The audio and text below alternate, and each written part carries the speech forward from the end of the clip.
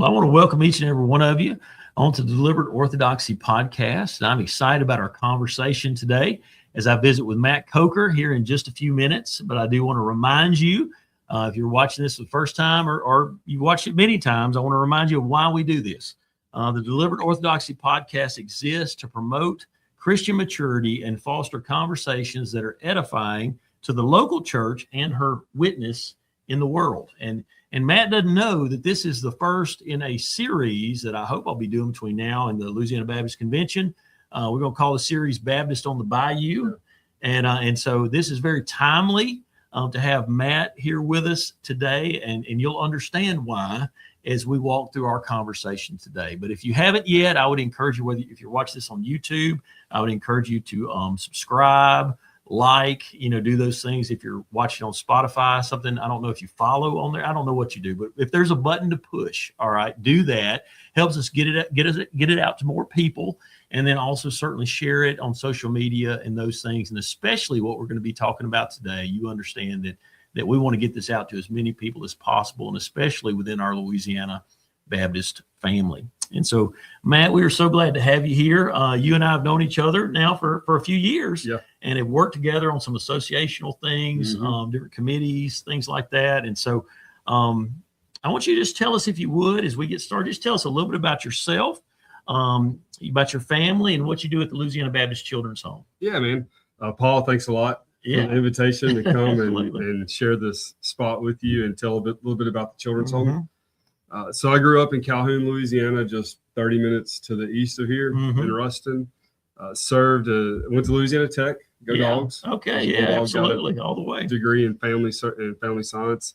Met my wife actually when I was in high school at youth camp, which I tell youth as a youth that minister, is not why we go to youth camp at all, ever. That is not romances. The reason. That's right. But I did, and we got married. Served at Emmanuel Baptist Church in West Monroe for a few years as student minister, served at First Baptist Farmerville for about 12 years, and then pastored at Perrin Baptist Church in Sterlington for 7 years before coming to the Children's Home. But my wife is a speech therapist at Sterlington Elementary School, and we have 3 boys. Caleb is 15, just finished driver's ed. Oh, man. So not looking forward to that. I've got a 15-year-old too. I know about that. And then I have 2 12-years. Wow. 13-years. They just turned 13 back in the spring. So I'm assuming those are twins. That's what I was going to say, man. That's really rough when you have, Oh, yeah. But twins. When they came home, we had 3 under 2 in the Coker household. So it was crazy. Pastored for 7 years at Perrin Baptist Church. And then after that, the Lord just opened the doors for me to serve at the Louisiana Baptist Children's Home. So I kind of made the triangle. I went from West Monroe to Farmerville to Sterlington and now serving in Monroe at the Children's Home. Well, now, and this October will be 3 years. 3 years there. And I have to admit, I think that you might have the best job in the entire state of Louisiana and all the Baptist agencies, everything that we have. I mean, what better job could someone have than to go around and market for the Children's Home?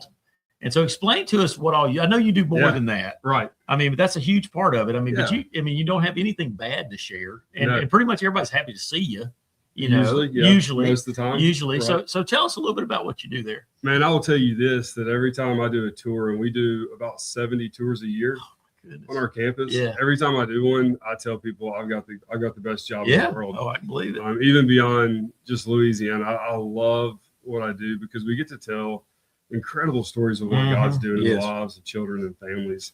And so I travel a lot. I'm in churches preaching and telling people about the Children's Home, senior adult groups, senior adult tours. We'll have usually a group out of Houghton will bring all of their second graders for a tour. So it's kind of like herding cats. My job is basically just that, tell the story of what God's doing. Because he's doing incredible work in the lives of children. Well, I've been involved in some aspect of Baptist life, really since I was born.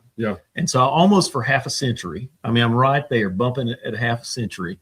And but I've been in vocational ministry now for almost half of that. Not quite, but almost. And every time, it seems like over my entire life, every time I hear a report at the Louisiana Baptist Convention, or was Perry, Perry Sanders for so long, it was Dr., and so Perry Hancock. And so now now, of course, we're moving on, things have changed, but every time I hear a report from the Louisiana Baptist Children's Home, I am just overwhelmed by all the things that you do. Right. Besides just house children and give a home, to children that are displaced. And so if you would just in a very broad way, could you tell us a little bit, give us an overview of the ministries that the Louisiana Baptist Children's Home manage? Yeah. It's hard. I'm going to try to leave things out. I understand. Yeah. That, so we kind of have instituted this theme this year that we've been using it. It's still fairly new. We're one home that serves in 8 ministries, and there's still one mission. Yeah. That mission is to provide love, care, and hope in Christ to children and families in need. And that mission encompasses all of our ministries. Yeah. So we have the residential childcare, which is our bread and butter. We've been doing that since 1899. We have residential family care, which is our home place ministry. Yes. We have 5 cottages that we take in homeless children and their moms. Yeah. And it's fully residential. We call it transitional living, trying to help these ladies get on their feet, get the education, plugged into a church, a good paying job so that they can independently live. We have our Women's Learning Center on campus, so we offer free education. We usually have about 45 women enrolled in that. Some of those are home place, and others are just women in the community. Granbury Christian Counseling. Oh, yeah, it's all over. So we've got 12 locations across the state. And that's another one of our ministries that maybe flies under the radar a bit. Yeah. But it is vital in helping families. Our newest ministry is Compassion for Kids. So we just opened the Compassion Center on the campus at Kansas Lane entrance. And we serve 600 families a week, food boxes. Goodness. And then have given out, I think, 80,000 diapers in the last year, over 1 million pounds of food. Yeah. And then also send so much out to churches too that have compassion ministries and those kind of things. I think we're up to 35 ministry partners, and that's where we send shoes, clothing, non-life essentials, non-perishables. And so again, for Monroe, Monroe is the #1 most impoverished metropolitan in the USA.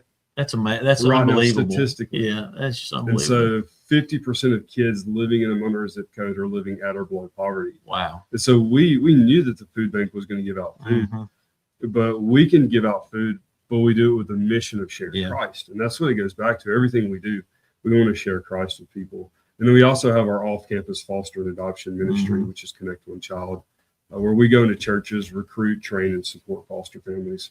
Right now in Louisiana, there's almost 5,000 foster kids. Wow. And in the Northwest region, there's about 500. And there's only about 200 homes. Wow. And so the need is great. And we just believe that the church has the opportunity to stand in the gap for those kids. Absolutely. Well, that's what's, really for a long time, that has Louisiana Baptists have stood in the gap. And so, if you would tell me just a little bit about the history of the children's home. I mean, you send me some good pictures, so I'll try to get those up here, and kind of share some things, but it kind of give us a cliff notes. I mean, you told us about, there's a lot of ministries and these things didn't just happen overnight. Right. And so this has been a continual growing thing since when? When did you say that 1899. 1899. My goodness. Yeah. So we started actually a pastor in Bernice. Bernice? Yeah. Like our Bernice up here in North Louisiana. North of Farmerville. Pastor Cooksey was the pastor of 3 churches: Shallow Baptist, First Baptist Bernice, and Pine Grove Baptist Church. Wow. Can you imagine pastoring 3 churches? No, I can't. Circuit riding back then, And so he was pastoring up in that area. In 1898, he shared with his congregation, Louisiana Baptists need to do something for the orphans in the state. And what's really cool is after he shared that at Pine Grove Baptist Church, there was a 14-year-old boy named Jim Bowen. And he stopped the pastor and said, "Pastor, children need a home. I want to help them." And he gave him a silver dollar in 1898. Wow. And that was before the orphanage even started. So our first donation actually came from a kid. And he went to the Louisiana Baptist Convention, presented it in 1898. And as good Louisiana Baptists do, they put a committee together to see if we needed we got to have that's right, a committee. Absolutely. And so they came back July 13th of 1899, and that's when the charter started. Yeah. We didn't have a location. We didn't have a budget. And since William Cooksey is the one that brought it up, they made him the superintendent of it. Yeah. And that's where you have to be careful bringing up. Oh, yeah, absolutely. Yeah, watch those motions that you bring, for sure. So our first permanent location was in Lake Charles. That was 1903. And I did send you I think that's I think that's the picture that they're looking at right now. Or I pull that up a minute ago. So that building is actually when they built it, Miss Hawkins was the matron at the time, and they reached out to her and they said, "How would you like the bathroom fixtures to be laid out?" And her direct quote was, "They won't be necessary because our children are not accustomed to bathing." Oh, so no indoor plumbing, no electricity, no indoor kitchen. My goodness. They had a shed that they would do all the cooking like a outside cook shed. for fear of catching the building on fire. And so we were there in Lake Charles from 1903 to 1925. Wow. And it was during that time that we also had a supply store and some other things. But the idea was the whole time we needed enough land to have a farm. Yeah. And that's where superintendent at the time, Frank, they called him Daddy Flowers, bought 500 acres in Monroe. Yeah. And moved us from Lake Charles to where we're currently at. So we've been in Monroe for a little over 100 years. Wow. Well, and as you think about how Louisiana Baptists have provided, for the children's home, and of course, in many ways, and many, of course, monetarily, even from the very first dollar that was given, and then down through the years through the cooperative program, when that came up, about. I mean, the children's home predates the cooperative program by about 25 years, you know, but certainly through the cooperative program and the faithful giving of Louisiana Baptist. But there is this thing that we have during the fall. Right. And I mean, that really is much the reason, or I guess the occasion for you coming on here. And it's this thing that still happens today, but it's been going on a long time. It's called the Fall Food Roundup. Yeah. And to think, I can only imagine what it must look like back then. Right. And so I want you to share a little bit about the inception of the Fall Food Roundup, and I'll just go ahead and ask the next question. Why is it still needed today? Right. All right. So just kind of talk about how it came about, and then kind of how it's morphed over the years, and then maybe why it's still needed today. Yeah, that's a good question. So I sent you a picture. We don't know when Fall Food Roundup started, but we do know we have this one picture, and it was dated back to 1912. Yeah. And you can see they would put Baptist Orphanage on the boxcar. Yeah. And so we had 3 different train stations that would donate one of their boxcars. Wow. And we'd put Baptist Orphanage. Churches would bring their items to the train station, load them up, and then they would eventually make it to Lake Charles. And so we know 1912, it's been going on every year since then. And the reason why is because it's a tangible way for churches to give directly to the kids. I mean, we have a church in Downsville right now that called yesterday, and they came and did a tour, and we told them about, we do birthdays big on the campus. So a lot of the kids that come to us have never had a birthday party. That's right. Can you imagine? We had a mom in home place that has never blown out a candle on a birthday cake. And so they heard that, and they were like, that's what we want to do. And so for their Fall Food Roundup, all they're bringing is cake mixes and icing. Which is awesome. Yeah, absolutely. And they've caught the vision of that, and they want to say, hey, we want to make sure that every single child on there gets a birthday cake. Yeah. And churches do that, and some of them say, hey, we want to buy all the laundry detergent. And it's incredible. We'll go to over 350 churches over a 6-week period. That's unreal. And gather food from all over the state, bring it back to our campus. And it ensures that our kids and our moms and their children are never going to have to worry about food. Yeah. There may be some other things that they have to worry about in life, but when they're at the children's home, they don't have to worry about food. And it goes back to our Louisiana Baptist churches saying, we believe in this ministry, and we want to give in a tangible way that takes care of them. Yeah. And we have churches that give monetary gifts, and that buys milk and eggs and things that you don't want to put on the U-Haul truck in South Louisiana. Yeah. And so it's one of those things that has evolved, but it also still meets the need. Yeah, and there's a lot of, like you talk about, just different churches kind of linking up in different ways. Yeah. Different things touch them, like the church at Downsville. And those of you that you may be watching this, and you may be somewhere else in, say, Louisiana, you don't know where Downsville is.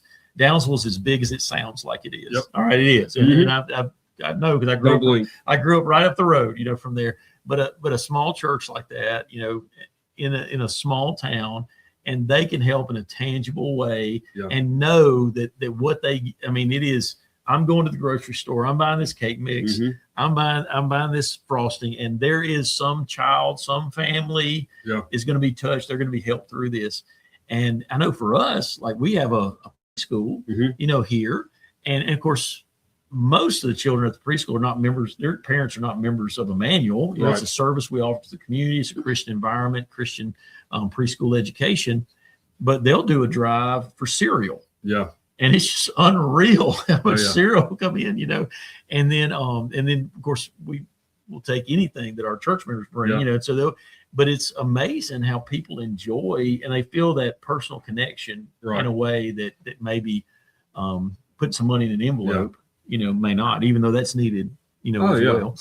Ricky Bullock is one of our trustees. Yeah. Ricky? I don't think so. He's from Pineville. Okay. He's also been in the military. He served as a chaplain. Mm-hmm. He's done intentional interims. Yeah. As a pastor. Okay. He's one of our trustees, but he grew up at the children's home in the 50s and 60s. Wow. And we have a dinner bell on campus. Yeah. And he said that was his favorite thing on campus. Was hearing that bell ring. Because he grew up in an extremely impoverished family. Oh, yeah. And they may have gotten one meal a day. Mm-hmm.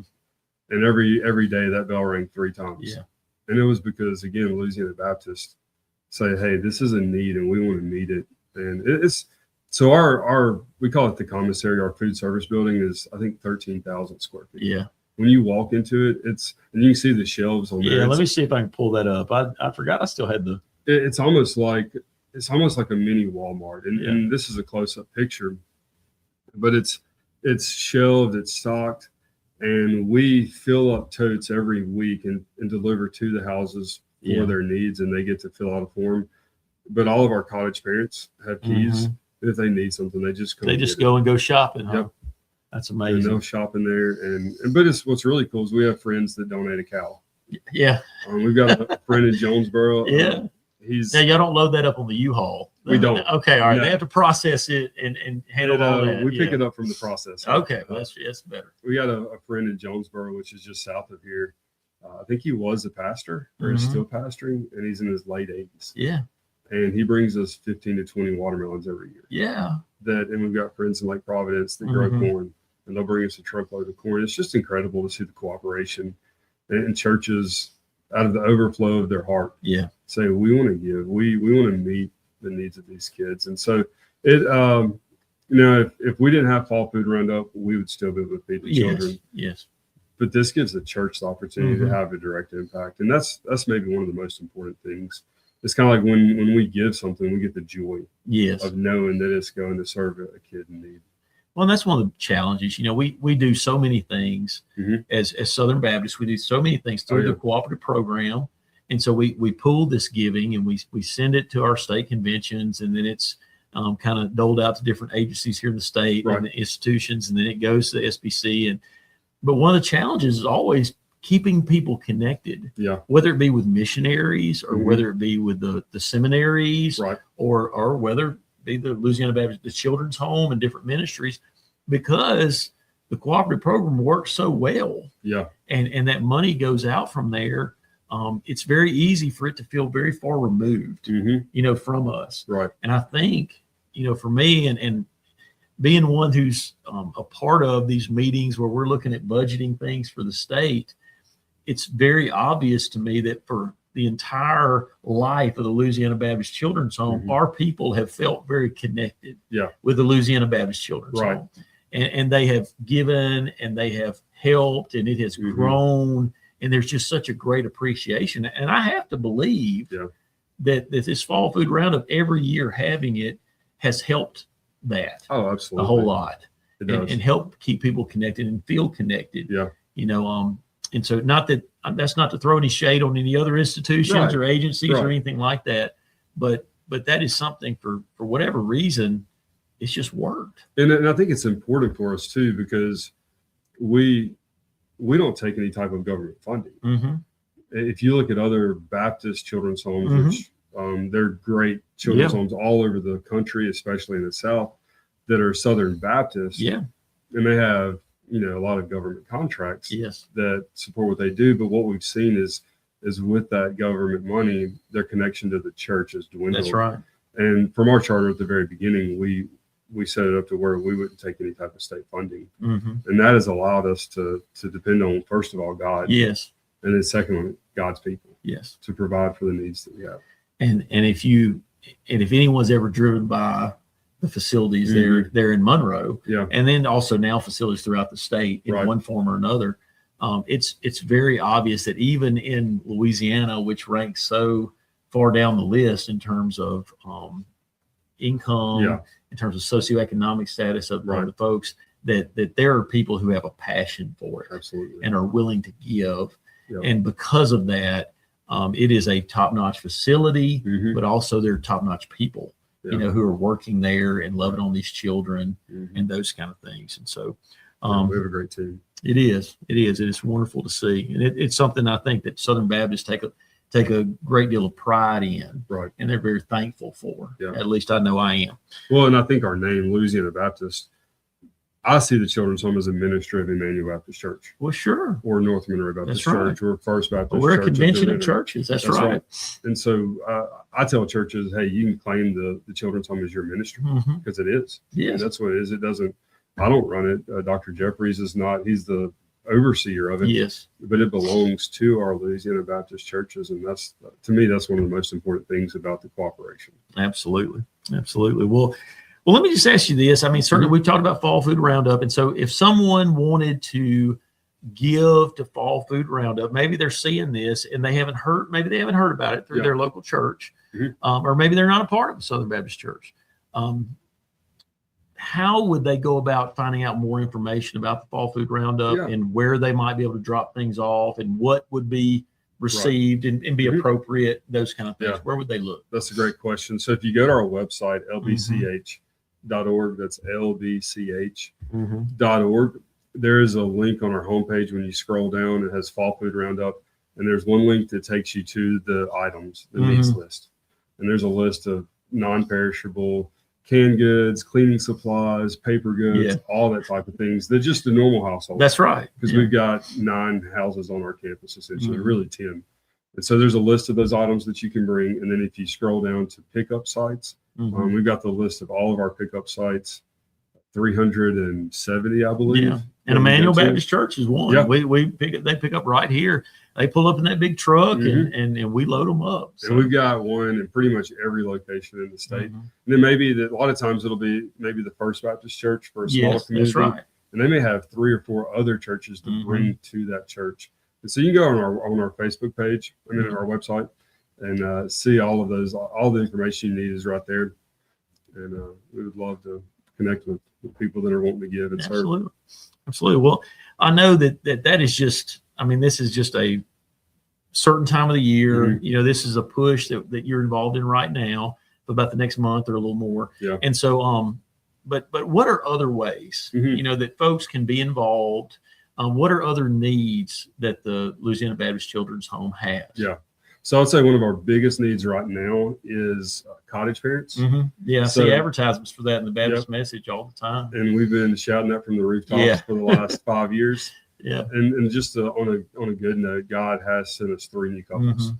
One of them has already started, and the next 2 will be starting before the end of the year. So we're going to open up one of our residential child cottages. Okay.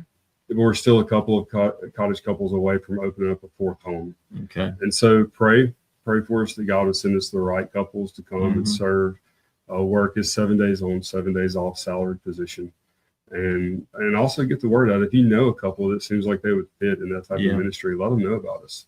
Because that's the best way is to network through our Louisiana Baptist churches. But also you can serve at the Compassion Center. Yeah.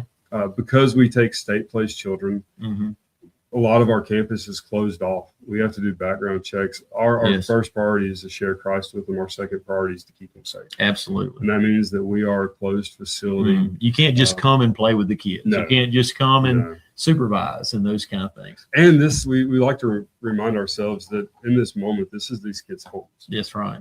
And you wouldn't want strangers coming to your house every week. That's right.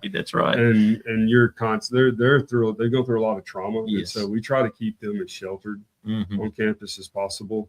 But the Compassion Center has opened the door for volunteers.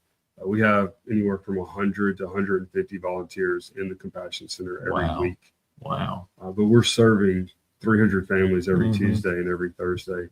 We're packing up pallets going to ministries all over the state. And so I think that's a great way to plug in. If you want to bring a group in, as long as they're 12 and older, sign up, call Michelle Tripp, sign up a time, you do a quick orientation, jump in there, and start serving. And that gives opportunities to share gospel with people that are in their car waiting to get a big box, pray with people. Yeah.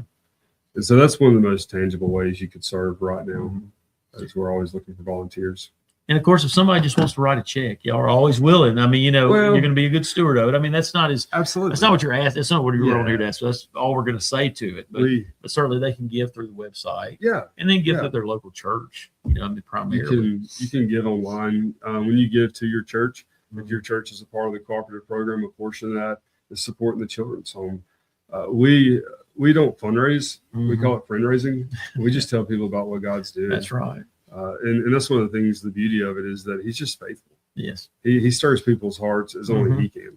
Well, and we know the scripture there in James. It tells us about pure and undefiled religion, widows and orphans. And, that's right. And so we're to care for the defenseless, certainly, and those that are in the greatest need. Right. And the children's home has done that for so long. Yeah. So we're thankful for it. And I love the Luke 18 passage. And if you ever do a tour of our campus, the final spot is in the chapel.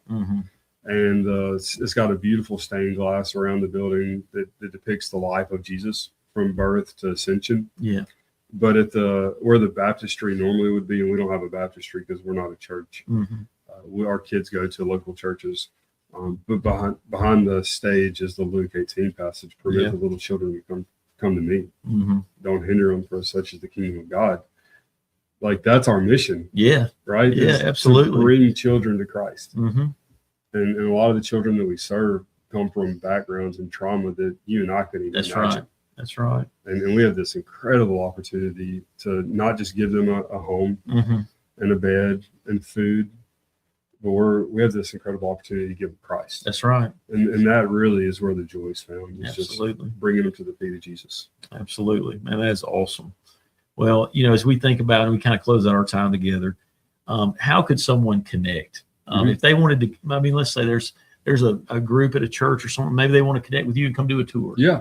Or maybe they want to connect with the children's home and go and maybe help in the home place ministry, whatever it might be. Or maybe they have, as we did when I was down at Franklinton, we sent a young single mother. We sent her there. And she was a part of home place, for a long period of time, and y'all blessed her and helped her. And so how do folks get in touch with you? How do they connect with the children's home? How can they go about that? I'd say, first of all, follow our Facebook page. We're constantly keeping updates on what's going on. We're producing videos that give you an insight into the ministry. Secondly, I would say reach out to me, and my email address is mcoker, COKER, at LBCH.org, and schedule a tour. Yeah. That's what I tell groups that call that want to serve. I feel like the first step is just come spend a couple hours with me. We'll drive around campus. I'll show you cottages and our home place ministry and our commissary. We just opened the Legacy Room about 2 years ago. The same lady who designed the Bible Museum in Washington, D.C. designed this room for us. Out of Oklahoma City. And it shows you the full history of the last 125 years in a walkthrough kind of timeline scenario. And just come see what we're doing. And then what you'll see is that God will stir your heart in a direction to plug in. And it may be Compassion Center, and it may be you just want to take a child out of one of our residential cottages and commit to pray for them. Yeah. And maybe send them a birthday card, some birthday gifts, things like that. It may be we have life groups that come in and sponsor one of our home place cottages. And so they'll come in, and that's more interactive because those aren't state place kids. Yes. This is an open program in which they'll come in on a Sunday night and do a Bible study with the ladies, and then some will take the kids and play games with them and do a Bible study with them and just love on these ladies for an evening and share Christ with them. Just show them that they're supported and loved by the local church. That's awesome. That's awesome. Well, I'll do my best to make sure I get the website and then maybe also your email down in the show notes and those kind of things. And in that way they can at least see where to start. Yeah. Where to start. Okay. Well, man, I really appreciate you coming on here with me today. Hey, it's always good to visit with you and kind of catch up and hear what's going on with your family but also what's happening at the children's home. And again, I know that you're talking to a whole lot of groups on a regular basis. Yeah. And so I know that also if they want someone to come in and speak to a group at their church, those kind of things, I know that you're open to that. Yep. Certainly Dr. Jeffers is as well as time allows. Yeah, Kevin Richard, our Granbury guy. We've got a few guys that'll come and just meet with the church and give you an update.